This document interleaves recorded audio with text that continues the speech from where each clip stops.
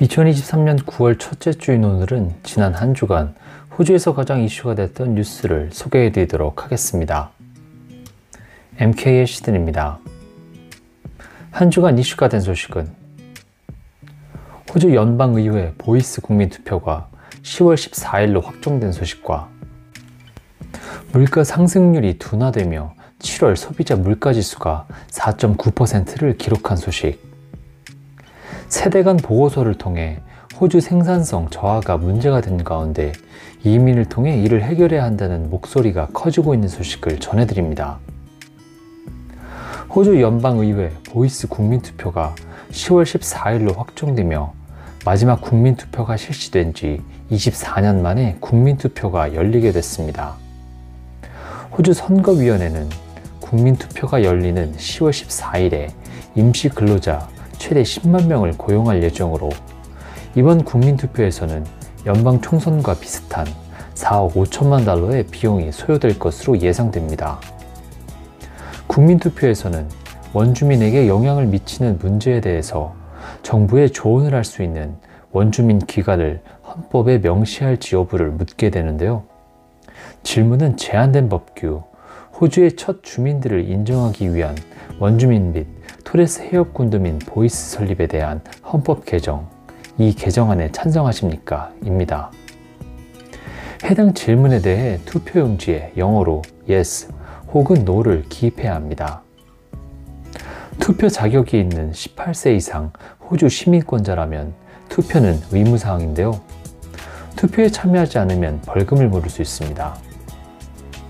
투표 당일에 집에 없을 경우에는 투표 2주 전에 시작되는 사전투표에 참여할 수 있는데 호주 전역의 500여 개 센터에서 실시될 예정입니다. 만약 국민투표 당일에 해외에 있는 사람들에게는 영사관이나 대사관 등 최소 85개의 해외 투표소에서 투표가 이루어질 예정입니다. 하지만 이번 국민투표에서는 온라인 투표 선택권은 제공되지 않습니다.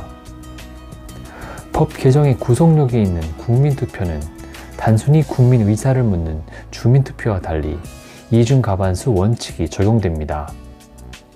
국민투표가 통과되기 위해서는 전체 유권자의 합산표에서 찬성이 과반수를 넘어야 하며 이와 동시에 6개 주 중 4개 주 이상에서 찬성이 과반수를 넘어야 하는데요.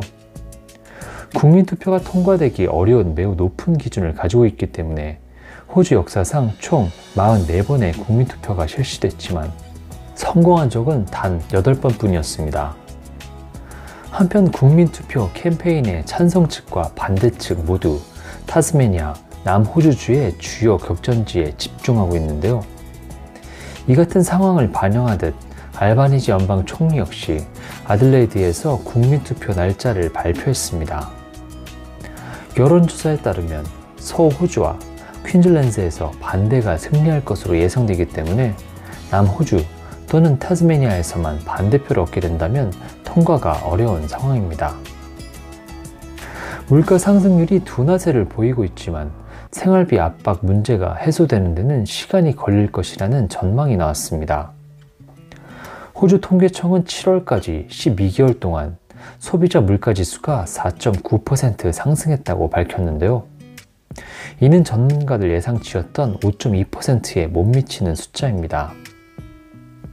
6월에 기록했던 5.4%에 비해 하락한 수치인데 지난해 12월 소비자 물가지수는 전년 대비 8.4%까지 치솟아 최고치를 기록한 이래 계속해서 하락세를 보이고 있습니다.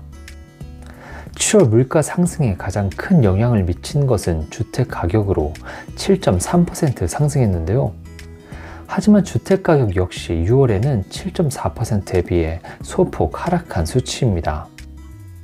그 외 수도권의 전기가격은 15.7%나 상승했으며 지난 6월 7% 상승을 기록했던 식품 및 비알코올 음료 가격은 7월에는 5.6% 상승으로 상승폭이 무뎌졌습니다. 또한 7월까지 12개월 동안 자동차 연료 가격은 7.6% 하락했습니다.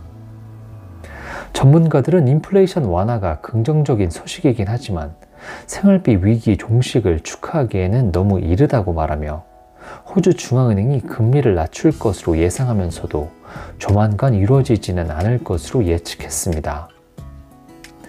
호주 중앙은행은 2022년 5월 이후 12차례나 기준금리를 인상했지만 지난 7월과 8월에는 금리를 유예한 상황인데요.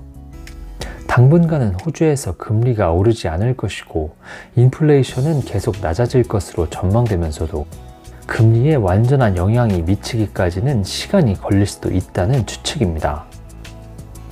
연방정부가 지난주 발표한 세대 간 보고서를 통해 지적된 호주의 생산성 저하 문제의 파장이 계속 커지고 있습니다. 세대 간 보고서에서는 향후 40년 동안 호주의 생산 인구층이 크게 위축되고 노년층 인구가 급증하면서 생산성이 크게 떨어질 것으로 강력히 경고됐는데요. 호주의 65세 이상의 노년층 인구는 향후 40년 동안 2배 이상으로, 그리고 85세 고령층 인구는 3배 이상으로 껑충 뛸 정도로 인구 고령화 현상이 뚜렷해질 것으로 나타난 가운데 실제로 호주의 생산성 저하는 이미 가시화되고 있는 상황입니다. 보고서에 따르면 호주의 최근 30년 동안의 평균 생산성 성장률은 1.5%였으나 최근 20년 동안에는 1.2%로 약화된 바 있습니다. 이 같은 보고서 결과에 대해 전문가들은 이민 확대만이 정답이라는 반응을 보이고 있습니다.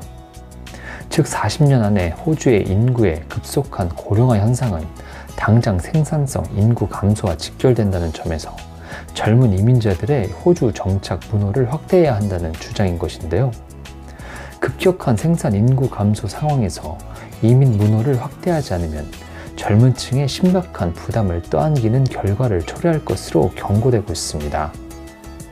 인구 고령화에 대한 재정 지출은 늘게 되는데 결국 현 젊은 세대의 소득 세율만 인상이 돼 젊은 층에 커다란 부담을 떠안기게 될 것이기 때문입니다. 때문에 이를 젊은 이민자들에 대한 호주 정착 문호 확대를 통해 해결해야 한다는 주장인데요.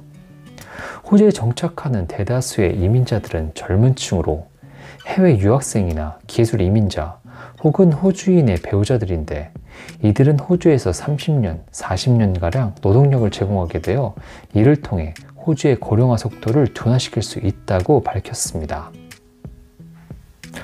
오늘은 호주 연방의회 보이스 국민투표가 10월 14일로 확정된 소식과 물가 상승률이 둔화되며 7월 소비자 물가지수가 4.9%를 기록한 소식, 세대 간 보고서를 통해 호주 생산성 저하가 문제가 된 가운데 이민을 통해 이를 해결해야 한다는 목소리가 커지고 있는 소식을 전해드렸습니다. 이번 주 호주 주간 뉴스는 여기까지고 다음 주에 다시 찾아뵙겠습니다.